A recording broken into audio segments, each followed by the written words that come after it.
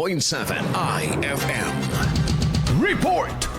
Banya-banyarang mga maliliit na bangus ang makikita nga nakahilera ngayon sa ilang mga bahagi sa Magsaysay Fish Market sa Dagupan City. Ayon sa mga vendors at harvesters na nakapanayam ng IFM News Dagupan, kadalasan umano ngayon kahit maliliit pa ay hina-harvest na ang mga ito. Nilinaw nila na walang kinalaman sa laki o hindi ibig sabihin na maliliit ang mga ito ay hindi na kagandahan ng kalidad ng mga bangus. Sadyang may mga bangus umano na mainam i-harvest kung maliliit pa lamang. Dagdag ng mga ito, mabenta raw ang mga maliliit na uri sa mga consumer dahil ginagawa itong daing. Naglalaro sa 120 hanggang 130 pesos ang kada kilo nito, habang ang mga malalaking size nasa 150 hanggang 170 pesos. Nauna na ring inihayag ng samahan ng magbabangus sa Pangasinan o sa MAPA na nananatiling matatag ang supply at presyo ng bangus sa merkado. Mula rito sa IFM Dagupan, ito si Idol Ron Aracat, Tatak, IFM.